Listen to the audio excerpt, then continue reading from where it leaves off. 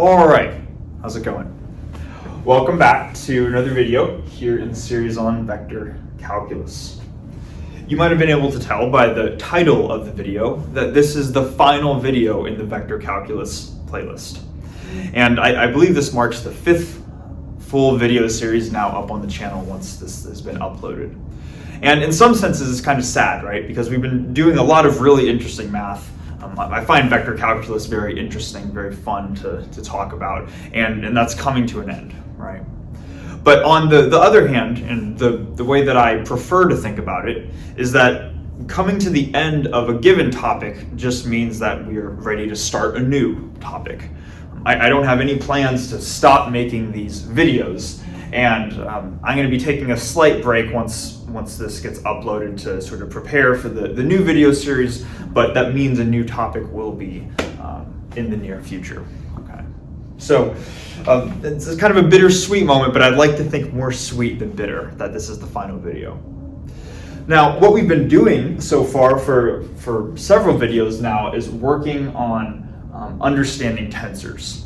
And in this final video, what I'd like to do is to combine some of the ideas that we've been talking about with tensors to show a cool little application of a combination of both invariant tensors as well as tensor integration. And tensor integration was something we talked about a little bit in the most recent video on looking at various elements of tensor calculus, but we didn't really say a whole lot on it. And honestly, it's because it's kind of, there's not too much to say. There's this natural extension from integrating a vector-related quantity to integrating a tensor-related quantity. So what I'm going to do to start off the video, and we're going to split this into 2 parts.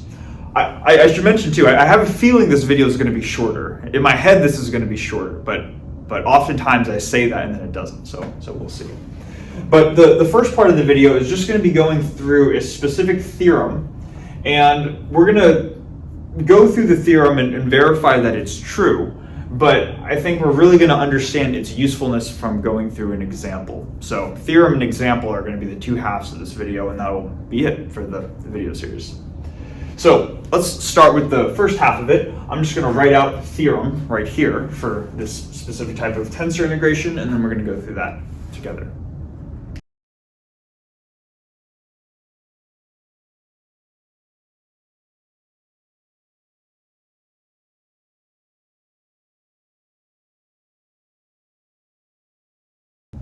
Okay, so sorry for the cut there. My phone ran out of battery and I had to go charge my phone.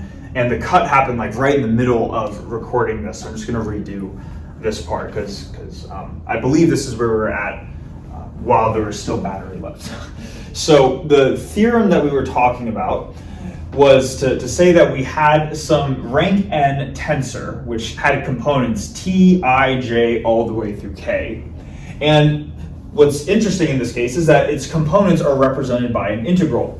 So in this case, we're integrating over some volume. The volume does not necessarily need to be n-dimensional. It can be a 3-dimensional volume, like what we saw with tensor fields in the most recent video.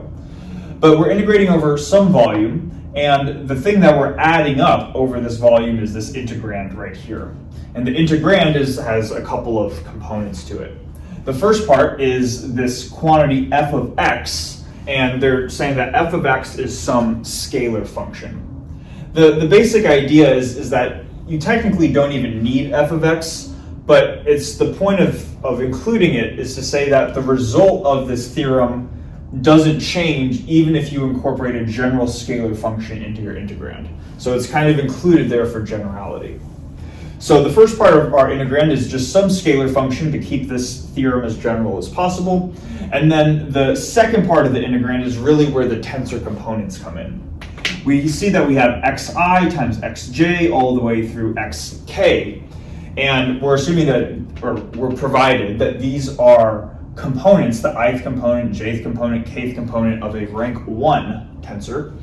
And the fact that there are n of these total in a product tells us that this integrand is a rank n tensor. And this is kind of going back to the idea that we saw just briefly in the previous video, where we said that if you have a rank n tensor and you integrate it, you're also going to get a rank n tensor. And just to make sure that this is clear, just ignore the integral for now. Suppose that this quantity, f of x times the product of x's, is the object that we're working with. Given that these are all rank 1 tensors and that there are n of them in a product and that this is a scalar, then this overall quantity right here is a rank n tensor. We see that if you integrate a rank n tensor, you get just another tensor of rank n. The rank doesn't by itself, or in the general case, change. So that's kind of why we didn't go into a lot of detail when it came to integrating tensors, because it generalized pretty nicely from integrating a scalar function or integrating a vector function. Okay. Anyways, this is the integrand that we're integrating over, and f of x is a scalar function. That's all the setup for the theorem.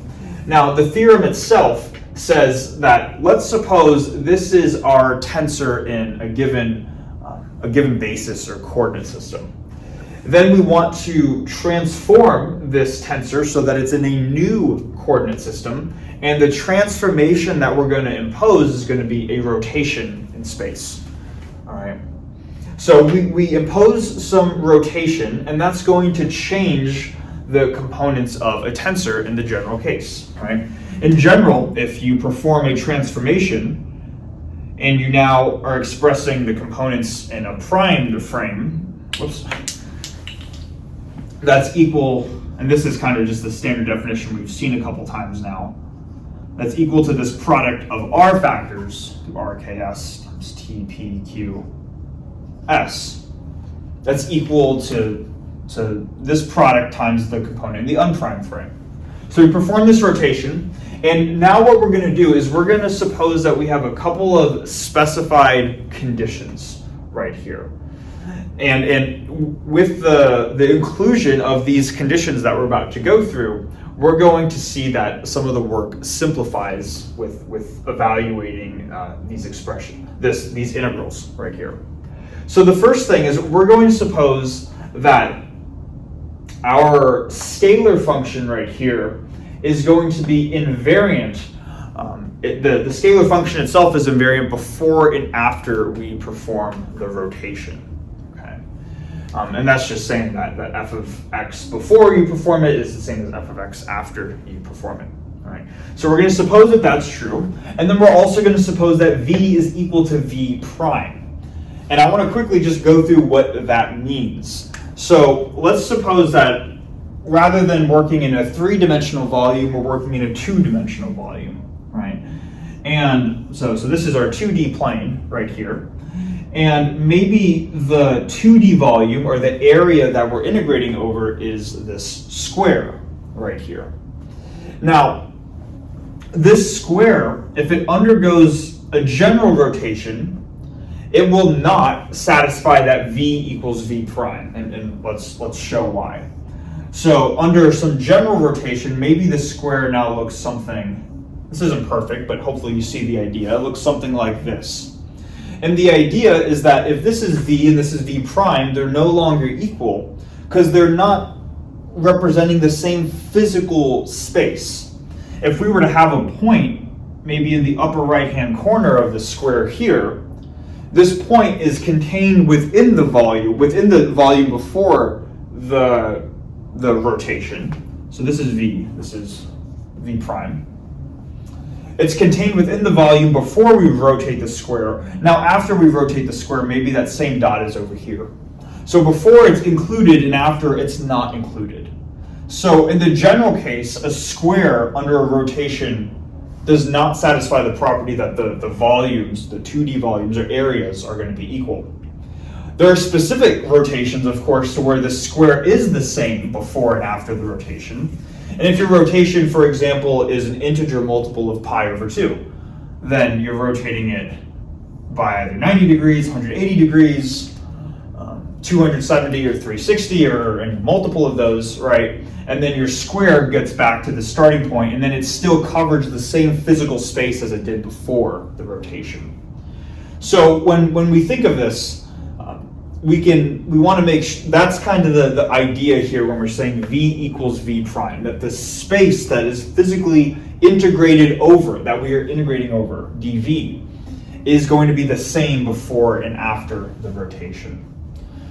So hopefully that makes sense. There are a couple instances too. A square is going to be invariant under very particular rotations, specifically in rotations which are integer multiples of pi over 2 radians. But you could also have different volumes, such as a sphere or a circle, right? And these types of domains are invariant under any rotation. It doesn't matter how much we rotate a circle by, we're still going to get the same circle if all we do is rotate it, right? So this type of transformation would be isotropic, right? And we talked about isotropic tensors. Or just the idea of being isotropic is that you're invariant under all possible rotations. So regardless of how you want to think about this condition here, that v equals v prime, that's what it's saying. It maps out the same physical space before and after the transformation. Okay. Hopefully that makes sense. So we're going to suppose that the scalar function is the same and that the area or volume being integrated over is the same. If those two conditions are true, then this is the actual part of the statement, then the component of the tensor Tij through k itself is therefore invariant under the rotation. Okay? And it's this part right here that we're going to want to establish, because this part might not immediately be obvious. So to understand what it's even saying in the first place, what I'm going to do is I'm not going to write out the components of t in an unprimed frame, but rather a primed frame. And the first thing that I want to do is to show, or is to say, how do the components, we're given the components of t, right? How do these components change when we go to a prime frame? That's the first thing. So let's write this out. We have Tij through k, and now it's in a prime frame. And here's how its components are going to transform. We're still going to be integrating over the same volume, and we're still going to have, by default, this scalar function right here. But then the part of what really makes this a tensor are the product of these rank 1 tensors right here. So if the rank n tensor goes to a prime frame, then these x factors also need to go to a prime frame. So this is xi prime, xj prime, all the way through xk prime, like this. And then we're still integrating over dv. So we see that when we go to a prime frame, what changes in the integrand itself are the x's. Right? They go from unprimed to primed x quantities. Now we might be saying, well, all right, well, just changing this and leaving everything else the same, that's probably going to give us a different integral than what we had right here. We're only changing this part of the integrand, but leaving everything else the same. So shouldn't this be different than this? And the answer is, well, in the general case, yes, right? In the general case, the components in the prime frame are different than the components in the unprimed frame. So we would expect, in the general case, that this expression right here, being this integral, we expect that this integral is different from this integral. The goal of this theorem is to show that no, in fact, if you assume these specific conditions, then this integral is equal to this integral right here. Okay. And we can almost start to see kind of piece by piece how this works, but let's go through it to be explicit. So I'm going to just give you a heads up. There are a couple of subtle arguments that we're going to have to make here, so hopefully we can follow along. First thing that I'm going to do, I still have my volume integral over v, and because my scalar function is the same before and after the rotation, then I can just replace this with x prime. That doesn't change that component. So now what we're doing with that first assumption right there is we've rewritten the integrand. So now it's all in terms of prime coordinates as opposed to part of them being in primed and part of them being in unprimed coordinates. Okay. Now for this next part right here, this is where we're going to do something somewhat subtle, but we are going to work with this volume element and we're going to transform this volume element. We're going to go from a volume element dv to another volume element dv prime, like this. Now here's where the subtlety comes in. This would be going back to whenever we talked about volume integrals or just generalizations of single variable integrals. So if we remember, volume elements are related to each other, but they're not equal to each other. If you go from an unprimed set of coordinates to a set of primed coordinates, there's going to be this additional factor which is represented as the determinant of the Jacobian. Maybe, for example, to make things concrete, let's say that we're starting in Cartesian coordinates, dx, dy, dz. That's how we're representing dv. And then going to this new one, it's some other coordinates, du, dv, dw.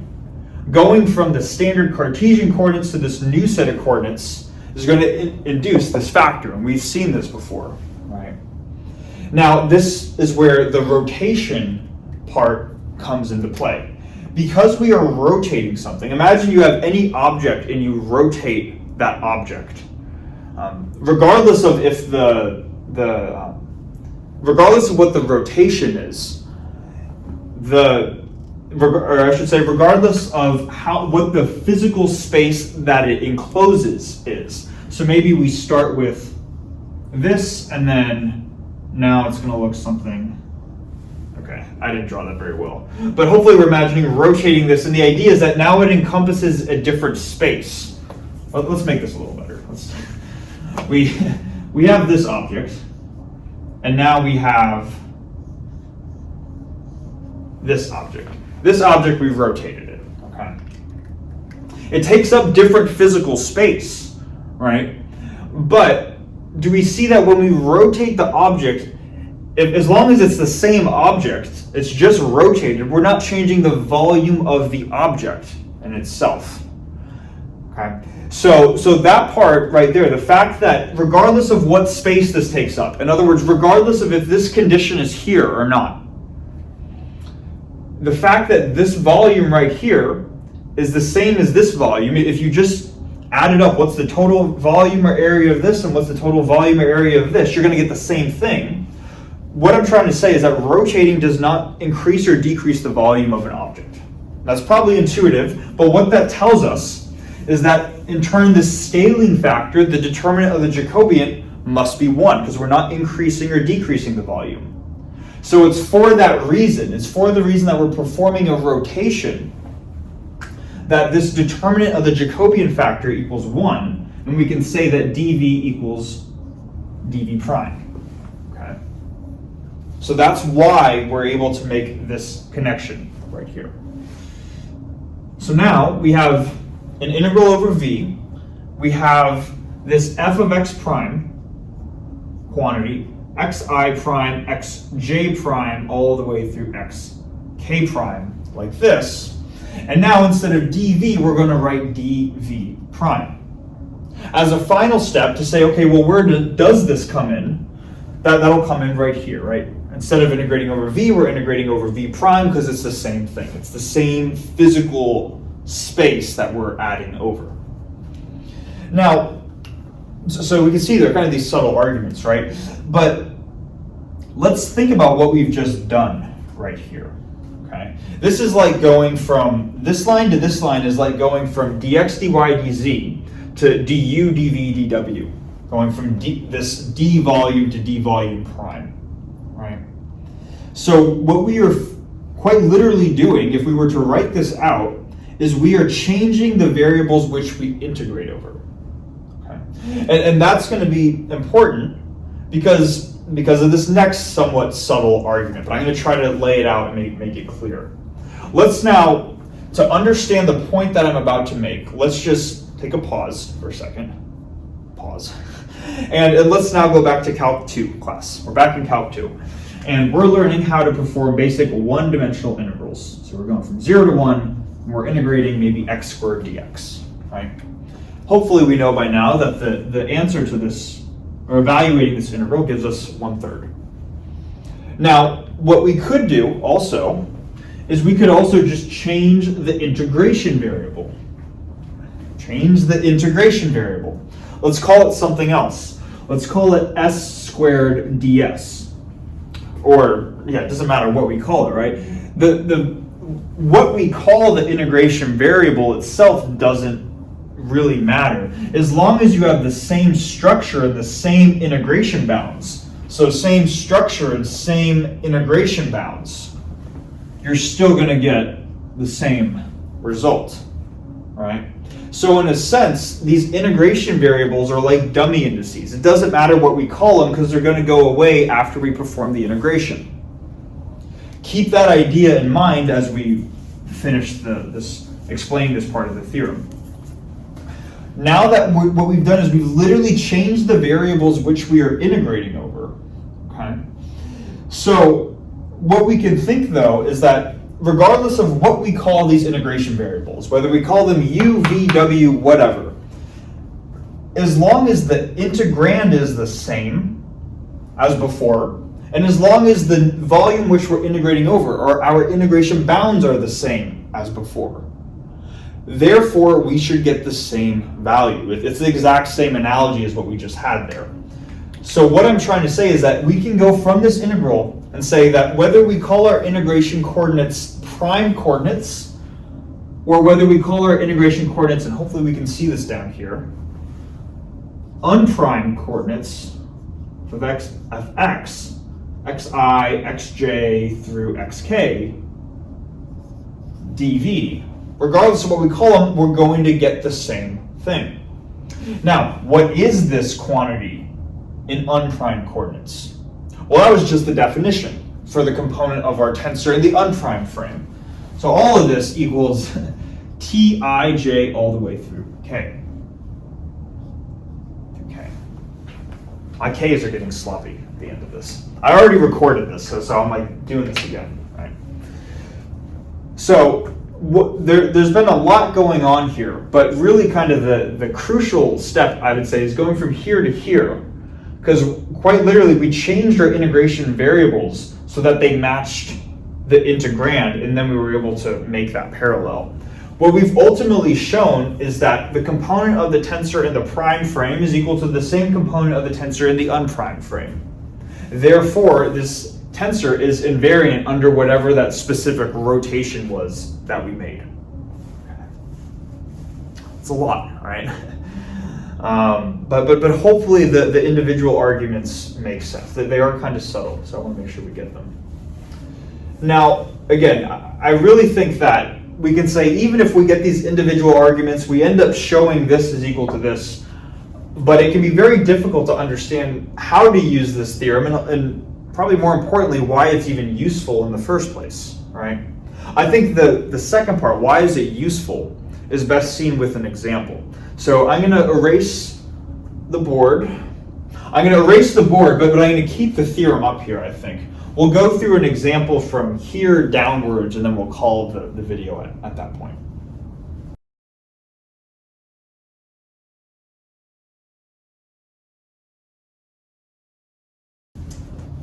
Okay, so for our example, we have a rank 2 tensor T, and it has indices I, J, whose components are given by integrals themselves, where the integral is over some volume V of xi, xj with respect to dv, where in this case V is we're going to take to be a solid sphere of radius A. Okay. Now, if we assume that we're doing everything here in 3 dimensions, then both our indices I and J are going to range from 1 to 3, which means that if we wanted to compute the components, or if we wanted to calculate the components of our tensor, in the general case, normally, you would need to perform 9 different integrals. You would need to solve the integral for T11, T12, T13, T21, and you'd keep on going through all 9 components. But where this theorem comes in is that for certain types of integrals, which have nice integrands and which have nice integration domains, it allows us to significantly reduce the amount of work needed, so we don't have to compute 9 integrals. We can do it much quicker. And by however much time is left in the video, that's how much quicker we can do it. Okay. So here's how we can think of this here. So we already have this theorem, and this theorem was for kind of a more general type of tensor. First, it was for a rank n tensor, and second, it was for an integral which had an integrand that involved products of these x factors right here, the various coordinates, but is also multiplied by a scalar function. In this case, there's no scalar function, but we can just think of this as the number 1 within the integrand. You can have a scalar function that's always equal to the number 1, so that's kind of how that fits in. Okay. Now, it says here that if our scalar function, this is what the theorem says, if the scalar function is invariant under our rotation, the number 1 is always just the number 1. So the scalar function in our case is invariant under every rotation. It's isotropic. And we're also given that v equals v prime. Well, in this case, we have a solid sphere of radius a. If you take a sphere and you're going to rotate it by any amount, you're going to perform any rotation on this sphere before you perform the rotation and after you perform the rotation, as long as it's a homogeneous sphere, right, which we're assuming it is, it's going to be the same sphere, right? So not only is our scalar function, in this case the number 1, invariant under every rotation, we also know that the volume which we're integrating over is invariant under every rotation. So according to this theorem then, therefore our tensor Tij is invariant under every rotation. Well, the theorem talks about being invariant under a particular rotation, but the theorem is especially useful for tensors which are isotropic, which are invariant under every rotation. Okay? So from the theorem alone, just by evaluating the properties of the number 1 being invariant under every rotation and realizing that spheres are invariant under every rotation, we know Tij is invariant under every rotation. So Tij is isotropic. Now, if we were to go back to our video on isotropic tensors, we know that the most general rank 2 isotropic tensor has a given form. The most general rank 2 isotropic tensor can be written as alpha times the Kronecker delta tensor delta ij, where alpha is some scalar. So instead of evaluating, here's the point, instead of evaluating 9 different integrals, we can say that we automatically know what Tij is. It's just some scalar times delta ij. And now it's just a matter of finding out what alpha is. Because once we find out what alpha is, then we can just put a box around it and say that's what our tensor is. All right? So that's what we're going to do. Rather than doing the 9 integrals, we're just going to solve for alpha. And then we've accomplished the same thing. You could accomplish the same thing by performing the 9 integrals, of course. Right? So let's keep this up. The Tij is alpha times delta ij. And hopefully those arguments there make sense. Now, if the goal is to find alpha, there are different ways which we can do this. One nice way to do this is to take the trace of both sides of this expression here. So what I'm going to do is I'm going to write maybe over here, I don't know where, over here. Let's take the trace of our, if this is our starting in a tensor component, we're going to take the trace of the left-hand side, which is the trace of this. The trace, so Tii is the trace. That's alpha times delta ii. In 3 dimensions, delta ii is just delta 1, 1 plus delta 2, 2 plus delta 3, 3, which is 1 plus 1 plus 1 or 3. So the trace of this tensor we know to be 3 times our unknown scalar alpha. So we have 3 alpha times the integral, or 3 alpha is equal, I should say, to the trace of the right-hand side. Trace of the left-hand side is equal to the trace of the right-hand side.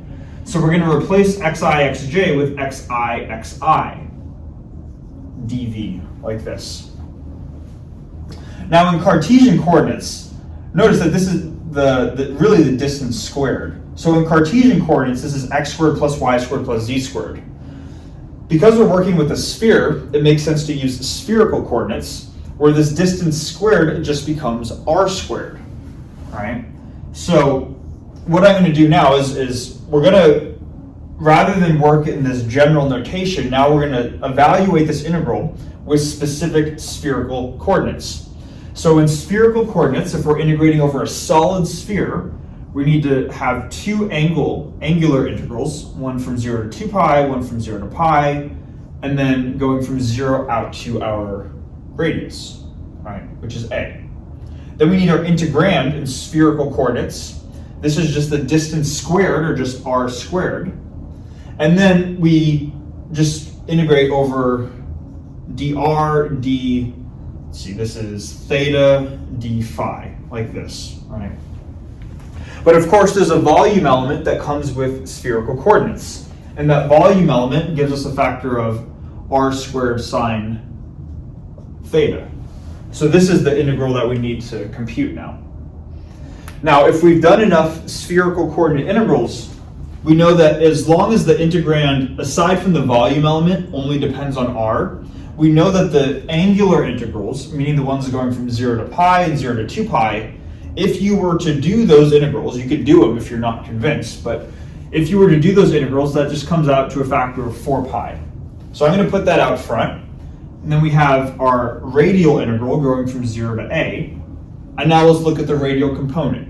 We have r squared times r squared, which is r to the fourth dr, like this.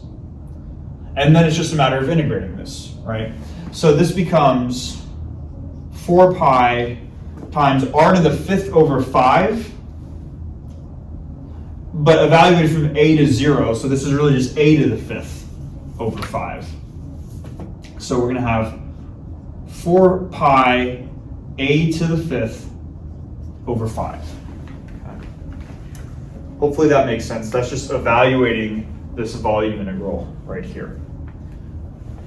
I realize the 5 is kind of far away. This is a to the fifth. Right.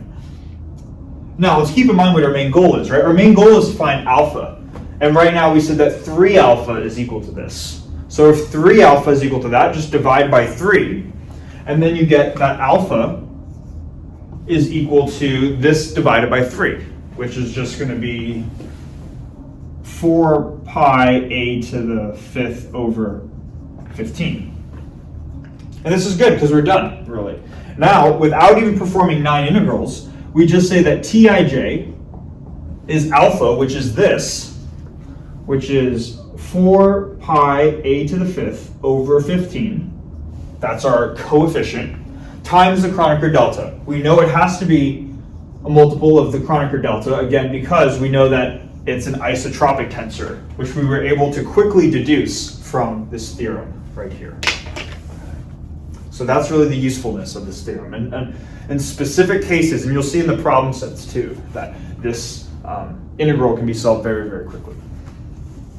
All right.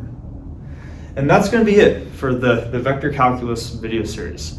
Really, thank you so much for watching. I do this just as a hobby in my spare time because I find it enjoyable.